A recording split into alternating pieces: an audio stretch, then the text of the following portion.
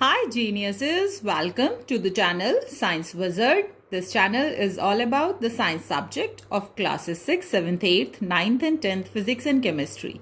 If you are new to my channel, you can subscribe to the channel for more science videos, and if you like the explanation then please press the like button and you can share this video with your friends, family and the classmates. So the chapter which we are going to discuss today is of class 8, chapter 1, crop production and management. इस पे मैं already 2 videos बना चुकी हूँ. उनका link मैं आपको description box में दे दूँगी, आप जाके चेक कर सकते हैं, जिसमें हमने डिस्कस किया था about water crops, what is agriculture, different types of crops, then methods which we use for the production of the crops, and in that we have discussed the preparation of soil. The second we have discussed is sowing the seeds, and now the third we are going to discuss today is manuring. Okay, so generally आप सबको पता है कि जो plants हैं वो nutrients कहाँ से लेते हैं अपने ग्रोथ के लिए. They take it from the soil में न्यूट्रिएंट्स होते हैं. Okay, so they get the nutrient from the soil, और इसीलिए जब आप कोई भी क्रॉप जब आप काट लेते हैं, हार्वेस्ट कर लेते हैं, तो सॉइल में से वो न्यूट्रिशन लेके ग्रो होता है, जिसके कारण कि जो सॉइल में न्यूट्रिएंट का लेवल होता है वो कम हो जाता है. ठीक है, सो जो न्यूट्रिएंट है वो यूज्ड अप हो जाता है. और अगर लैंड को कल्टीवेट करते रहेंगे आप फॉर अ लॉन्गर टाइम, मतलब किसी भी लैंड पे आप बार बार क्रॉप्स को ग्रो करते रहेंगे लंबे समय तक, तो वो सॉइल से न्यूट्रिएंट्स ले के ग्रो होता रहेगा, और जो न्यूट्रिएंट्स का लेवल है सॉइल में वो धीरे धीरे डिक्रीज होने लगेगा. ओके, अब न्यूट्रिएंट्स अगर कम होने लगेंगे सॉइल में, तो क्या जो नए प्लांट्स आप ग्रो कर रहे हैं उस सॉइल पे, क्या उनकी जो ग्रोथ है वो अच्छी होगी? ऑब्वियसली नहीं. अब सपोज करो आपको एक दिन का खाना देके और अगर 4 डेज तक रेगुलर काम करवाया जाए, तो is it possible for your body to work for 4 days without the food? ऐसा पॉसिबल नहीं है ना.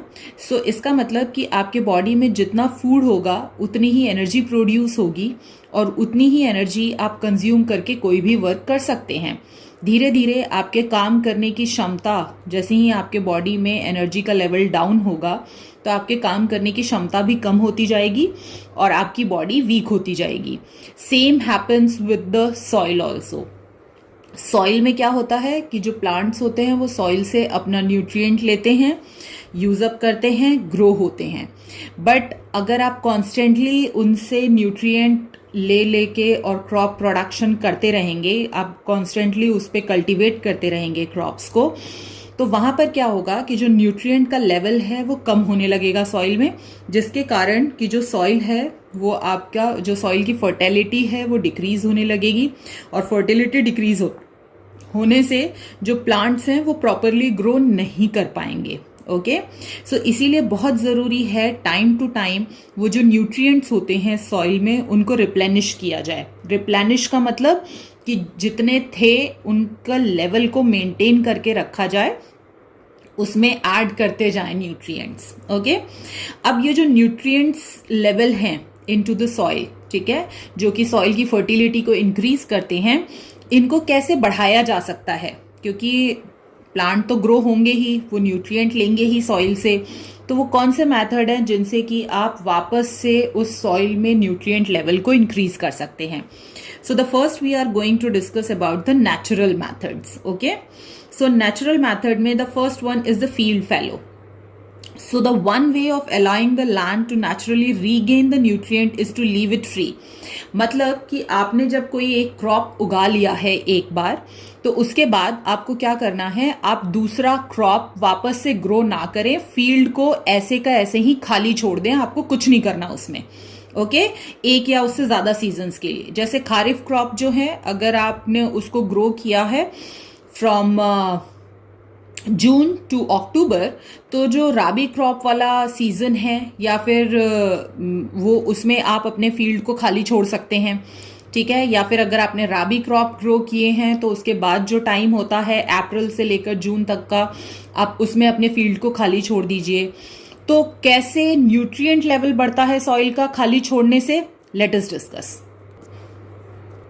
तो जब आप फील्ड को खाली छोड़ देंगे तो उसमें जितने भी डेड प्लांट्स और एनिमल्स होते हैं, ठीक है। अब डेड प्लांट्स का क्या मतलब होता है कि जब भी आप फील्ड में से कटाई कर लेते हैं, ठीक है, तो उसके बाद भी जो प्लांट का कुछ पोर्शन होता है वो फील्ड में ही रह जाता है, that is called the dead plants, ठीक है। फिर कुछ पत्तियां हैं जो सूख के गिर जाती हैं, ओके, जड़ें होती हैं, ये सब क्या है, डेड प्लांट्स है वहां पे, ठीक है। एनिमल्स, आपको ऑलरेडी पता है कि जो सॉइल है उसमें अर्थवॉर्म और बहुत सारे माइक्रोब्स होते हैं जो कि सॉइल में प्रेजेंट होते हैं।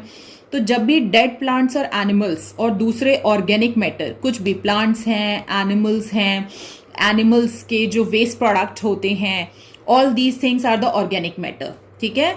तो वो लैंड पर कलेक्ट होते हैं और फिर उसके बाद उसी जमीन पर they are decomposed by the microbes. तो सॉइल में जो माइक्रोब्स होते हैं, बेसिकली माइक्रो ऑर्गेनिज्म, वो डेड प्लांट्स और एनिमल्स और दूसरे ऑर्गेनिक मैटर को डिकम्पोज कर देते हैं। तो आप सोच के देखो कि जो प्लांट्स हैं वो न्यूट्रिएंट्स कहाँ से ले रहे हैं, सॉइल से ले रहे हैं, ठीक है। और जो भी न्यूट्रिएंट्स हैं प्लांट्स में, जो भी डेड प्लांट्स हैं, जब वो डिकम्पोज होंगे तो वापस वो न्यूट्रिएंट कहाँ मिक्स हो जाएगा, सॉइल में। एनिमल्स न्यूट्रिएंट कहाँ से लेते हैं, फ्रॉम द प्लांट्स। तो प्लांट से एनिमल्स में न्यूट्रिएंट गया, एनिमल्स डिकम्पोज होंगे तो वापस वो सारा न्यूट्रिएंट कहाँ आ जाएगा, सॉइल में। Same with the other organic matter. तो जब भी डेड प्लांट्स, एनिमल्स और दूसरे ऑर्गेनिक मैटर्स डिकम्पोज होते हैं बाय द माइक्रोब्स, तो जो भी न्यूट्रिएंट्स हैं वो वापस कहाँ मिक्स हो जा रहे हैं, सॉइल में मिक्स हो जा रहे हैं। तो इससे क्या होता है कि जो सॉइल है उसकी न्यूट्रिएंट लेवल इंक्रीज हो जाता है, सॉइल की फर्टिलिटी इंक्रीज हो जाती है। तो जब भी आप नेक्स्ट क्रॉप ग्रो करेंगे तो वो क्रॉप बहुत ही हेल्दी वे में ग्रो करेगा। नेक्स्ट मेथड जो आप यूज कर सकते हैं in order to increase the nutrient level in the soil, that is the crop rotation. Okay, crop को रोटेट करना। अब क्रॉप को रोटेट करने का मतलब क्या होता है कि each crop uses more of the some nutrient और लेस ऑफ द अदर। अब हर क्रॉप की जो न्यूट्रिएंट लेवल की रिक्वायरमेंट होती है वो डिफरेंट होती है। कुछ क्रॉप्स जो हैं उनको दूसरे न्यूट्रिएंट्स की जरूरत होती है, कुछ क्रॉप्स जो हैं वो दूसरा न्यूट्रिएंट एब्जॉर्ब करते हैं सॉइल में, कुछ क्रॉप्स को बहुत ज्यादा न्यूट्रिएंट चाहिए होता है, कुछ कम ही न्यूट्रिएंट्स के संग बहुत ज्यादा ग्रो हो जाते हैं। तो every crop has the different need of the nutrients and the level of the nutrients which they are absorbing from the soil, ठीक है। सो इससे क्या फायदा होता है, जो फार्मर्स हैं वो चेंज कर सकते हैं अपने क्रॉप्स को हर सीजन में, ठीक है। मतलब एक बार ये वाला क्रॉप उगाया, दूसरी बार दूसरा वाला क्रॉप उगाया जिसको दूसरे न्यूट्रिएंट्स की जरूरत है। तो उससे क्या होता है कि जो न्यूट्रिएंट लेवल है वो मेंटेन रहता है सॉइल में, ठीक है। सो जो सॉइल है वो उसमें से जो न्यूट्रिएंट लेवल है वो डिप्लीट नहीं होगा, खत्म नहीं होगा। और ये जो प्रोसेस होता है एक क्रॉप के बाद दूसरे तरह का क्रॉप उगाना, उसको हम क्रॉप रोटेशन कहते हैं। अब इसको ऐसे समझो, मेरे पास एक फील्ड है, ठीक है, जिसपे मैं गेहूं उगा रही हूं। अगर मैं बार बार उस फील्ड पे गेहूं उगाती रहूं तो जो वीट है उसको तो एक पर्टिकुलर काइंड ऑफ न्यूट्रिएंट चाहिए, वो बार बार सॉइल में से वही न्यूट्रिएंट एब्जॉर्ब करेगा। तो वो जो न्यूट्रिएंट है सॉइल में वो कम होता जाएगा।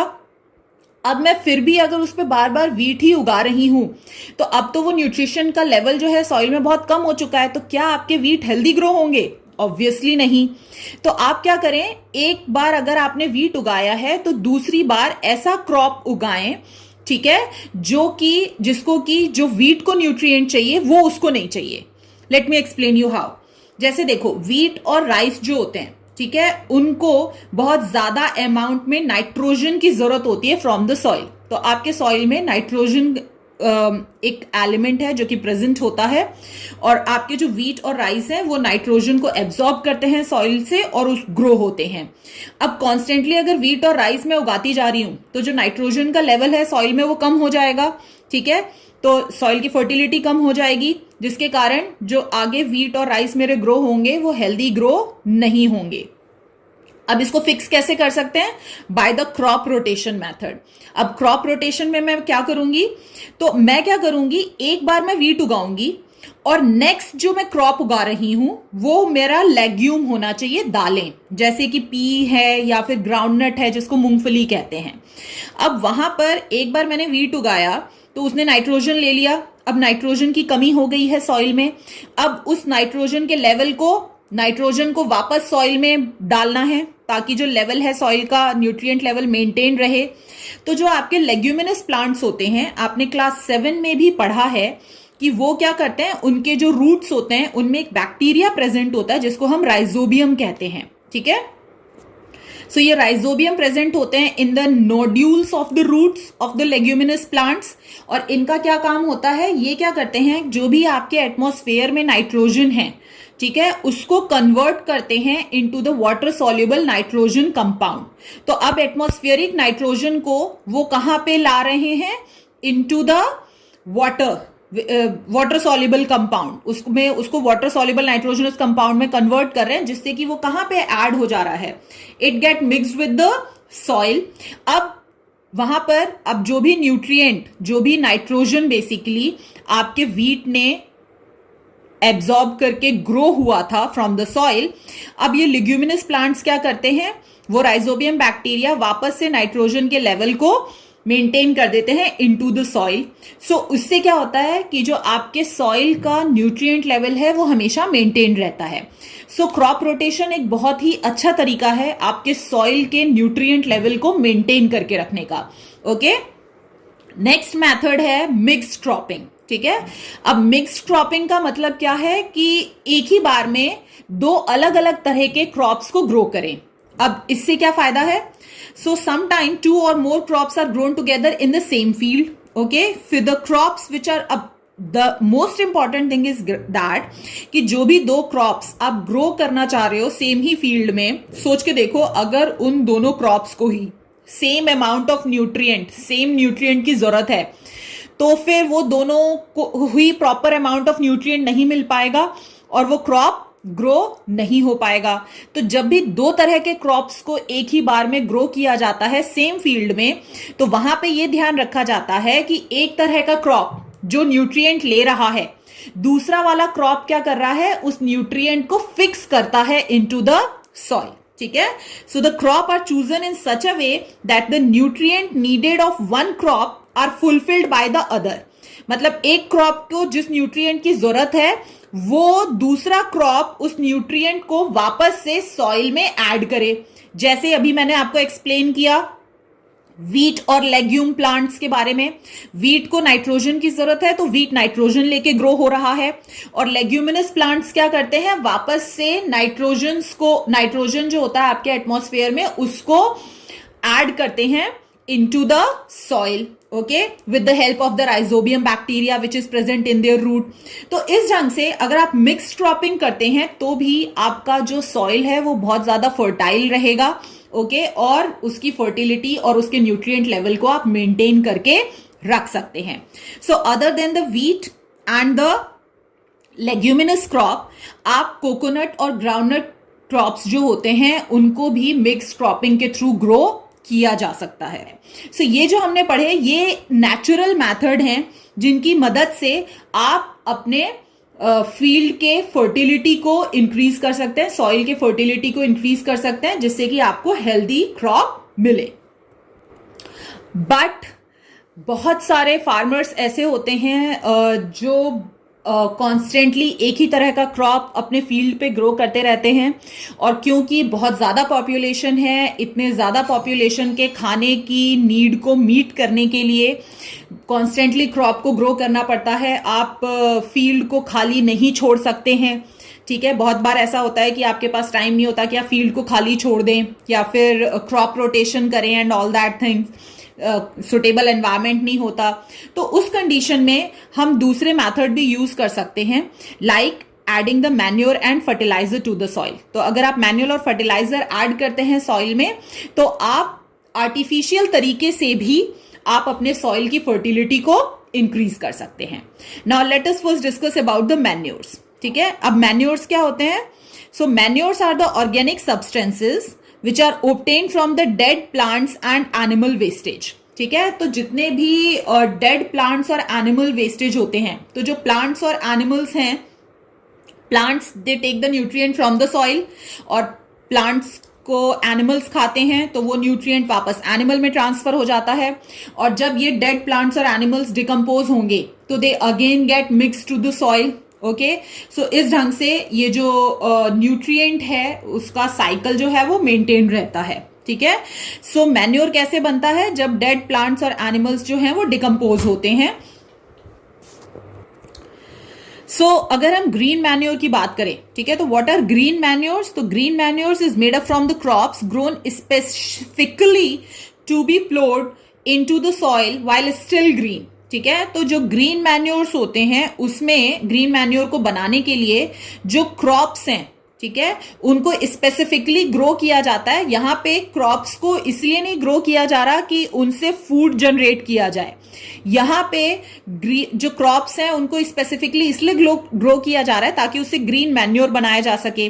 तो जनरली जो क्रॉप्स हैं उनको ग्रो किया जाता है और जब वो ग्रीन ही रहते हैं, ठीक है, उसी स्टेज में वापस से उसको प्लो कर दिया जाता है और प्लो करके उसको सॉइल के संग अच्छे से मिक्स कर दिया जाता है, और सॉइल में फिर जितने भी माइक्रोब्स होते हैं वो उसको डिकम्पोज कर देते हैं, मिक्स कर देते हैं सॉइल के संग और इंप्रूव कर देते हैं फर्टिलिटी ऑफ द सॉइल। ठीक है, तो जनरली ऐसे कौन से क्रॉप्स हैं जिनको स्पेसिफिकली ग्रीन मैन्योर के लिए ग्रो किया जाता है?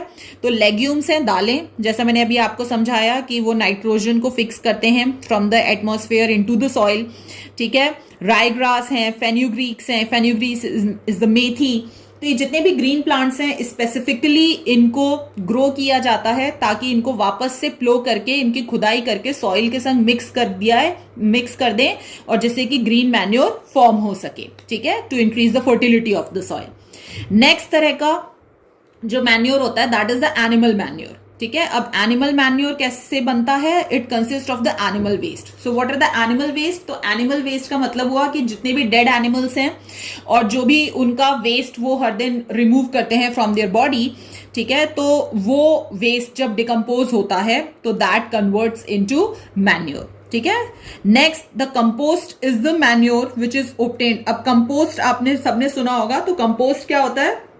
वो भी एक तरह का मैन्योर ही है जो कि ऑब्टेन्ड होता है by the decomposition of dead plants and animal waste. ठीक है, अब कंपोस्ट बनाने के लिए जनरली क्या किया जाता है? एक बहुत गहरा गड्ढा खोदा जाता है। ठीक है, गहरा गड्ढा खोद के पिट जिसको कहते हैं। ठीक है, और जब उस पिट को खोद लेते हैं आप बहुत अंदर तक, तो उसमें फिर जितने भी डेड प्लांट्स और एनिमल वेस्ट होते हैं, ठीक है, तो जितने भी फल और सब्जियों के छिलके हैं या फिर जो सूखी पत्तियां हैं या फिर कोई भी डेड एनिमल है उसका कोई भी वेस्ट है, एनीथिंग, वो सब जितना भी ऑर्गेनिक मैटर है, जितना भी डेड ऑर्गेनिक मैटर है प्लांट और एनिमल का, just put it in that pit, उस गड्ढे में डाल दो। ठीक है, हल्का सा वाटर डाल दो उसमें, अगर वो ड्राई वेस्ट है तो हल्का सा उसको गीला कर दीजिए और उसके बाद उसको सॉइल से वापस कवर कर दो। ठीक है, तो जब आपने ज्यादा अंदर तक गड्ढा किया है तो वहां पर क्या होता है कि ऑक्सीजन नहीं पहुंचती है और सनलाइट भी नहीं पहुंचती है। ओके, तो वहां पर आपके सॉइल में कुछ ऐसे माइक्रोब्स होते हैं जैसे कि बैक्टीरिया है, फंगी है, जो कि सॉइल में प्रेजेंट होते हैं। वो क्या करते हैं, इन जो डेड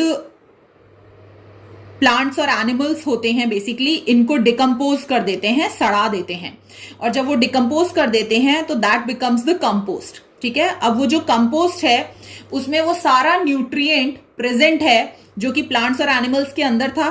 ठीक है, और यही कंपोस्ट जो होता है बहुत ज्यादा रिच होता है इनटू द ऑर्गेनिक न्यूट्रिएंट। तो ये जो कंपोस्ट होता है ना, इसमें हर तरह का न्यूट्रिएंट होता है। कंपोस्ट इज लाइक कि overall if you want to increase the overall fertility of the soil, ठीक है, तो आप कंपोस्ट यूज कर सकते हैं। बट अगर आपके सॉइल में किसी स्पेसिफिक न्यूट्रिएंट की कमी है तो कंपोस्ट उसको पूरी नहीं कर सकता है। ठीक है, सो कंपोस्ट जो होता है वो अच्छा ऑर्गेनिक न्यूट्रिएंट है, बट जो इंपॉर्टेंट न्यूट्रिएंट्स होते हैं जैसे कि नाइट्रोजन है, फास्फोरस है या पोटेशियम है, वो कंपोस्ट में अवेलेबल नहीं होते हैं, वो बेसिकली आपके सॉइल के नाइट्रोजन की कमी को सिर्फ, या फास्फोरस की कमी को, या सिर्फ पोटेशियम की कमी को पूरा नहीं कर सकता है। वो ओवरऑल हेल्थ के लिए, आपके सॉइल के लिए अच्छा है, फर्टिलिटी को इंक्रीज करने के लिए अच्छा है। ओके, सो अगर कंपोस्ट की बात करें, जो मैन्योर्स होते हैं बेसिकली, तो जो मैन्योर्स होते हैं वो नेचुरली फॉर्म होते हैं because they are the organic substances. Organic substance क्यों कह रहे हैं?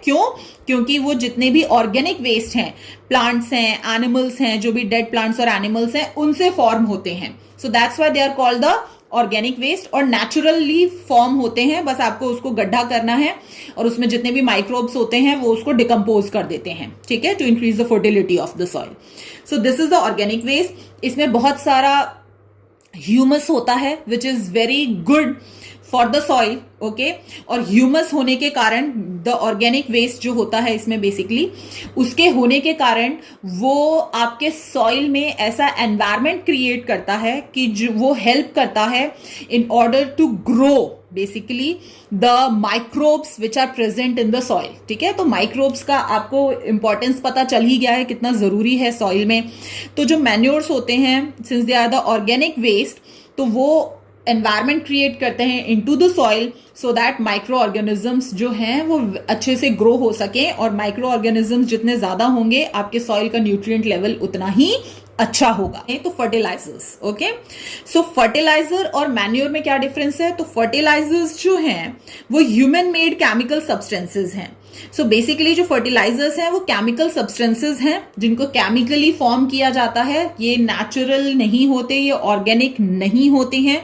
जो फर्टिलाइजर्स होते हैं दे कंटेन वन और more nutrients which are essential for the plant growth. और सबसे ज्यादा जो फर्टिलाइजर यूज किया जाता है that is the NPK. What is the full form of NPK? The full form of NPK is the N for nitrogen, P for phosphorus and K for potassium salt. ठीक है, so generally जो fertilisers होते हैं they are rich in nitrogen, phosphorus and potassium.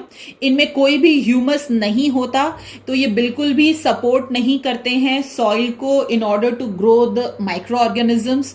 ये इनमें बहुत ज्यादा chemical होता है, तो they are chemical rich. Okay, plus ये पाउडर फॉर्म में होते हैं, तो it is very easy to store and handle. जो कंपोस्ट होता है वो एक्चुअली बहुत ही बल्की होता है, ठीक है, और उसको स्टोर करना और हैंडल करना बहुत मुश्किल है, बहुत ज्यादा जगह घेरता है as compare to the fertiliser.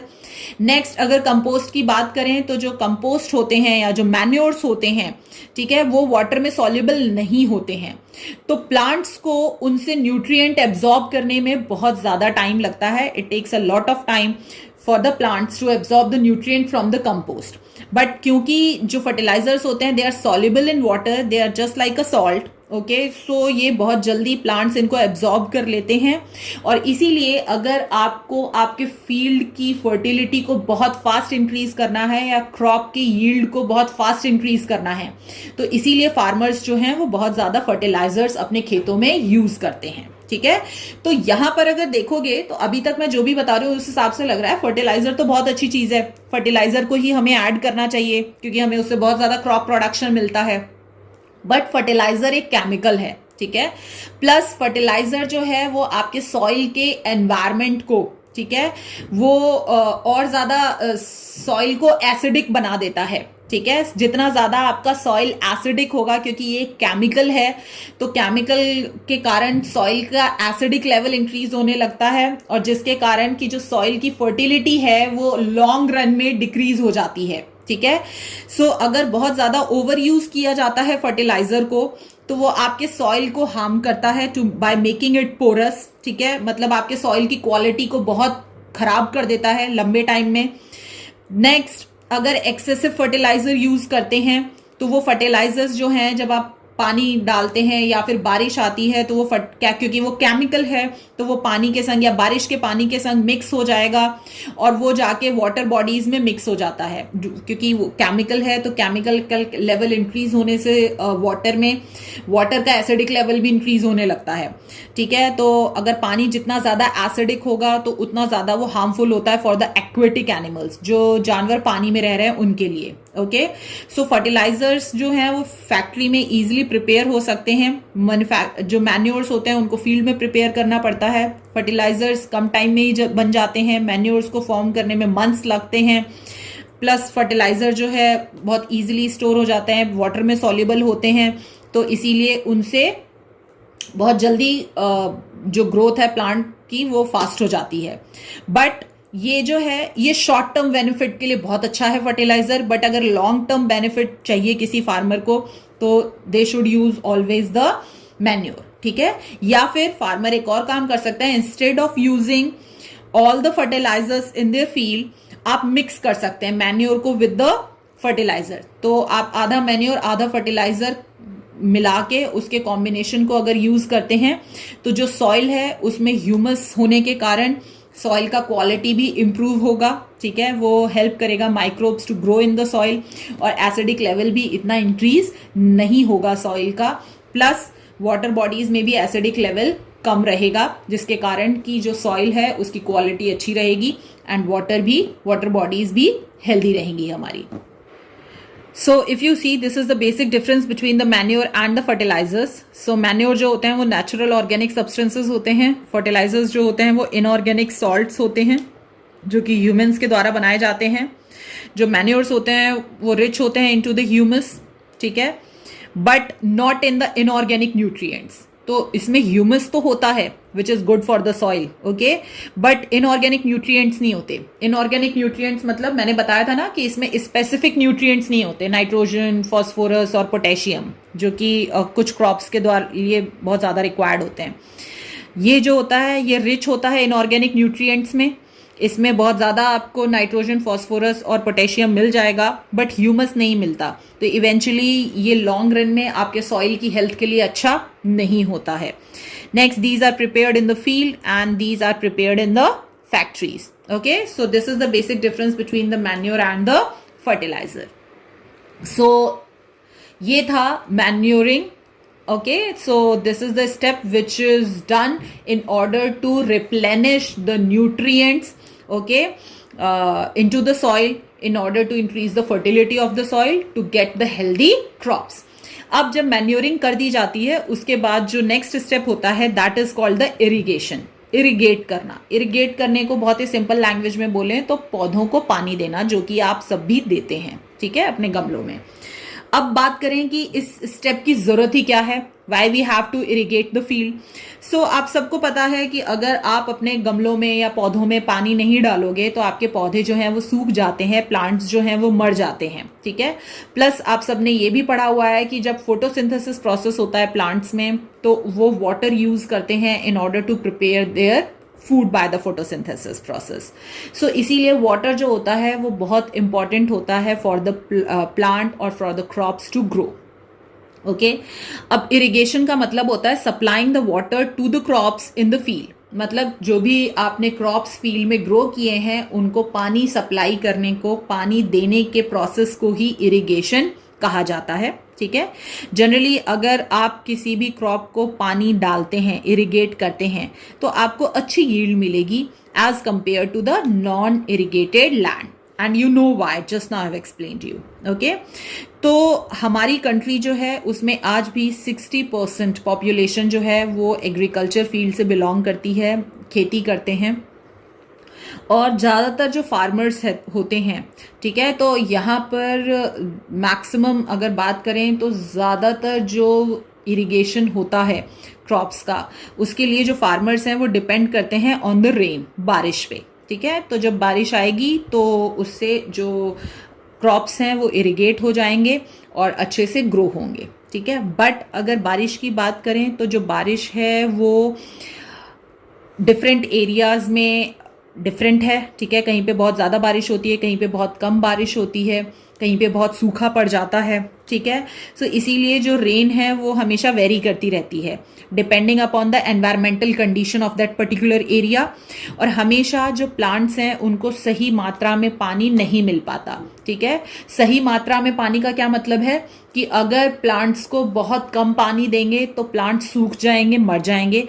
अगर प्लांट्स को बहुत ज़्यादा पानी दे दें तो जो रूट्स होते हैं प्लांट्स के वो ब्रीथ नहीं कर पाएंगे, वो सड़ जाएंगे और आपका क्रॉप डैमेज हो जाएगा। तो इसीलिए जो इरिगेशन है वो भी राइट अमाउंट में होना बहुत ज़रूरी है। ठीक है, तो ये बहुत ज़रूरी है कि जो फार्मर्स हैं वो अपने क्रॉप्स को रेगुलरली वाटर करते रहें after a particular interval of time. Okay, so water required for the irrigation can be taken from rivers, reservoirs, lake, ponds, wells and the tube wells. So other than the rain, ठीक है, अगर बारिश होती है और आपके crops को पानी मिल जाता है तो बहुत अच्छी बात है, बट अगर बारिश नहीं होती है तो भी आपको अपने क्रॉप्स को इरिगेट तो करना ही है। तो उस इरिगेशन के लिए आप कहाँ से पानी ले सकते हैं? तो रिवर से ले सकते हैं, या फिर कोई रिजर्वायर अगर आपने बनाया है जहाँ पे पानी स्टोर करके रखा है तो वहां से ले सकते हैं। लेक्स होती हैं, पॉन्ड्स होते हैं, वेल्स और ट्यूब वेल्स होते हैं, इनसे आप पानी ले सकते हैं। ठीक है, अब इन सब से क्या किया जाता है, जो it is delivered to the field by the irrigation canal.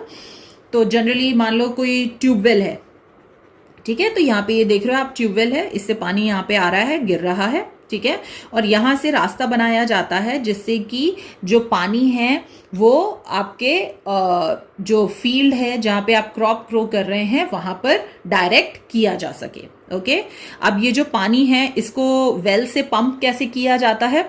With the help of the motor, जो कि या तो बिजली पे चलती हैं या फिर डीजल पे चलती हैं। ठीक है, और फिर उनको रास्ता बना के आपके फील्ड तक पहुंचाया जाता है through the different channels. Okay, अब अगर बात करें कि पहले के जो टाइम था, ठीक है, तो उसमें जो बहुत पानी की कमी नहीं होती थी उस वक्त। ठीक है, सो लोग डिफरेंट मेथड्स ऑप्ट करते थे for watering their crops, okay, for irrigating their crops basically. But अगर आज के टाइम में बात करें तो पानी की बहुत ज़्यादा कमी हो गई है। ठीक है, तो अब पहले जैसा आप अपने क्रॉप्स को वाटर नहीं कर सकते हैं। ठीक है, क्योंकि अब जो ग्राउंड वाटर लेवल है वो भी धीरे धीरे कम होता जा रहा है। तो आप ट्यूबवेल से पानी निकालोगे कैसे? ठीक है, इतना पानी तो बचा भी नहीं है, आपको बहुत ज़्यादा अंदर तक खोदना पड़ता है, और कितनी जगह तो बहुत ज़्यादा अंदर तक खुदाई करने के बाद भी वहाँ से पानी नहीं निकलता। सो इसीलिए in order to save the water, modern method of irrigation जो है वो यूज किए जाते हैं, जिससे कि वाटर को इकोनॉमिकली, ओके, इकोनॉमिकली का मतलब होता है जितना जरूरत है उतना ही यूज हो, वाटर का वेस्टेज ना हो। और इसमें जो मेथड्स यूज किए जाते हैं, पहला है that is the sprinkler system. तो स्प्रिंकलर से ही, जैसे आपको नाम से समझ में आ रहा है ना, वाटर को स्प्रिंकल करता है। Okay, so the water escapes from the revolving nozzles and is sprinkled like rain on the crop. Okay, आपने ना ऐसा देखा होगा, या तो फील्ड में देखा होगा, नहीं तो जो बहुत बड़े बड़े से गार्डन होते हैं और पार्क होते हैं तो वहां पे भी ऐसे ही वाटरिंग की जाती है। ठीक है, सो इसमें क्या होता है, पाइप होती है, इस पाइप के थ्रू वाटर फ्लो करता रहता है, और पंप के थ्रू वाटर जो है वो यहाँ से सक किया जाता है, ऊपर आता है, और यहाँ पे नोजल्स होते हैं, और वो नोजल्स कॉन्स्टेंटली रोटेट कर रहे होते हैं, और ये पानी को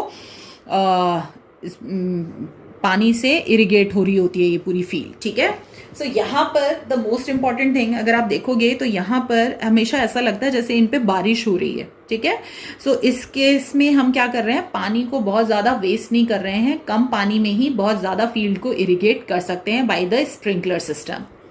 अब ये जो स्प्रिंकलर सिस्टम है, ठीक है, ये बहुत ज्यादा यूजफुल होता है for the Sandy soil and the uneven land. ठीक है, तो सैंडी सॉइल में क्यों स्प्रिंकलर सिस्टम बेस्ट होता है? क्योंकि जो सैंडी सॉइल होते हैं उनका जो वाटर एब्जॉर्बिंग कैपेसिटी होता है, वाटर होल्डिंग कैपेसिटी होती है, वो बहुत कम होती है। ठीक है, सो जनरली अगर आप मान लो कि आपने बहुत सारा वाटर इरिगेट कर दिया, ठीक है, सो उसमें क्या है कि क्योंकि उसकी वाटर होल्डिंग कैपेसिटी बहुत कम है तो मैक्सिमम वाटर जो है वो इवापोरेट हो जाएगा, वो वेस्ट होता है। ठीक है, प्लस अगर अनइवन लैंड है, मतलब कि जो लैंड है उसको प्रॉपरली लेवलिंग नहीं किया गया है, अनइवन है, तो वहां पर क्या है कि अगर बहुत ज्यादा पानी एक बार में दिया जाए तो वाटर लॉगिंग हो सकती है, कुछ पानी इकट्ठा हो सकता है एक जगह, जिसके कारण जो रूट्स हैं प्लांट्स के वो प्रॉपर ब्रीथ नहीं करेंगे, तो उसके कारण प्लांट सड़ सकते हैं। ठीक है, सो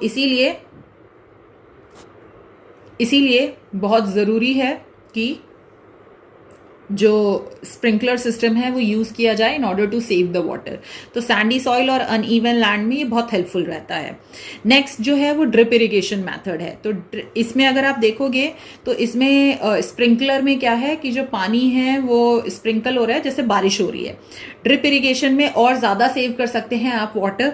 इसमें क्या होता है, water is allowed to fall drop by drop from a pipe just near the root of the plant. Of the figure ये पाइप है यहाँ पे, ठीक है, और यहाँ पर जो पाइप्स हैं इनमें वाटर फ्लो करता रहता है कॉन्स्टेंटली, और जहां जहां पे आपने क्रॉप लगाया हुआ है अपना, ठीक है, तो वहां पर छोटा सा होल होता है जिसके थ्रू ड्रॉप बाय ड्रॉप जो पानी है वो सीधा डायरेक्टली रूट में जाता है। क्योंकि अगर आप पानी लीव्स पे डालते भी हो तो वो तो इवापोरेट हो जाएगा, that is not useful for the plant. So in order to save the water, plant जो वाटर है वो कहाँ जाना चाहिए, सॉइल में जाना चाहिए, क्योंकि जो रूट्स हैं उसको एब्जॉर्ब करेंगे। तो इसीलिए यहाँ पे ड्रिप इरिगेशन में बेसिकली जो वाटर है वो ड्रॉप बाय ड्रॉप रूट्स में जाता है जिससे कि पानी की सेविंग की जा सके। Okay, so the water is allowed to fall drop by drop from a pipe just near the root and this minimize the wastage of water. So इससे पानी वेस्ट नहीं होता है। स्प्रिंकलर सिस्टम में क्या है कि जो पानी है वो लीव्स पे भी पड़ रहा है और सब जगह पड़ रहा है, तो अगर धूप बहुत ज़्यादा है तो बहुत सारा पानी उसमें से इवापोरेट हो जाता है, that is not absorb by the plant. तो ये बहुत ही एक्सपेंसिव है but drip irrigation method, okay, और ये उन्हीं एरिया के लिए ज़्यादा यूजफुल है जहाँ पर कि पानी की बहुत ज़्यादा कमी है, तो वहाँ पर ये ड्रिप इरिगेशन मेथड यूज़ किया जाता है, ठीक है। सो जो क्रॉप्स होते हैं, डिफरेंट क्रॉप्स जो हैं उनको डिफरेंट अमाउंट ऑफ वाटर चाहिए होता है इन ऑर्डर टू ग्रो। कुछ क्रॉप्स को बहुत ज़्यादा पानी चाहिए होता है, कुछ को बहुत कम पानी चाहिए होता है, ठीक है। तो जैसे जो क्रॉप्स हैं नीड करते हैं water at the right time and in the correct quantity, just now I have explained you. और क्वांटिटी जो है वो वेरी करता है from crop to crop, okay. So जो राइस प्लांट्स हैं उनको बहुत ज़्यादा पानी चाहिए होता है, तो उनको जो सीडलिंग्स होते हैं उनको डाला जाता है इनटू द फील्ड जहाँ पे बहुत ज़्यादा पानी होता है, ठीक है। और जो वीट होता है उसमें बहुत कम पानी चाहिए होता है, उसको बहुत ज़्यादा पानी की ज़रूरत नहीं होती है, उसमें कभी कभी आप वाटरिंग कर दीजिए तो भी वो प्रॉपरली ग्रो हो जाता है, ठीक है। So beside providing the right amount of water it is necessary to have the adequate drainage in the irrigating field. So एक तो पानी आप दे रहे हैं वो बहुत अच्छी बात है, आपको इरिगेट करना है, बट अगर आपके फील्ड में वाटर लॉगिंग की प्रॉब्लम है, मतलब कि अगर पानी कहीं पर इकट्ठा होता है, so that is also not good for your crops. So generally मान लो कि अगर फील्ड है, ठीक है, उसमें बहुत ज़्यादा पानी सप्लाई किया जा रहा है तो वहाँ पे वाटर लॉगिंग हो जाएगी। वाटर लॉगिंग का मतलब पानी इकट्ठा हो जाएगा, और अगर वाटर लॉगिंग हो गई तो जो सॉइल है उसमें सब में पानी चला जाएगा, ठीक है। तो जितना भी एयर है वहाँ से बाहर आएगा, वहाँ उसकी जगह पर वाटर चला जाएगा, और जब एयर बाहर आ जाएगा तो अब जो सॉइल है उसमें एयर अवेलेबल नहीं है, तो जो रूट्स हैं वो एयर को लेके प्रॉपरली ब्रीथ नहीं कर पाएंगी। तो now the roots are not able to breathe properly, और जिसके कारण कि जो आपके रूट्स हैं वो सड़ जाएंगे और आपका जो प्लांट है वो खराब हो जाएगा। So this stops the growth of the plant, okay, and it also increase the amount of salt in the soil which is harmful for the crop। तो अगर आप बहुत ज़्यादा पानी डाल रहे हो तो पानी में सॉल्ट होता है, आप सबको पता है, आपने पढ़ा हुआ है ना कि जो टैप वाटर होता है उससे कभी भी जो इलेक्ट्रिक फायर है उसको एक्सटिंग्विश नहीं करनी चाहिए क्योंकि उसमें सॉल्ट होता है। तो पानी में सॉल्ट होता है, तो अगर बहुत ज़्यादा पानी आप डाल रहे हो, इरिगेट कर रहे हो फील्ड में, तो पानी इकट्ठा होने के कारण सॉल्ट का लेवल भी बढ़ जाएगा आपके सॉइल में, जिसके कारण कि आपका जो सॉइल की क्वालिटी है वो ख़राब हो जाएगी और आपका क्रॉप जो है वो भी डैमेज हो जाएगा। So that's why it is very important कि पानी को सेव किया जाए, उसके लिए स्प्रिंकलर और ड्रिप इरिगेशन मेथड यूज़ किए जाते हैं, और साथ में in order to irrigate the field ये भी बहुत ज़रूरी है कि वहाँ पे proper amount of water drainage system होना चाहिए जिससे कि वाटर लॉगिंग का प्रॉब्लम ना हो और आपके जो प्लांट्स हैं वो प्रॉपरली ब्रीथ कर पाए।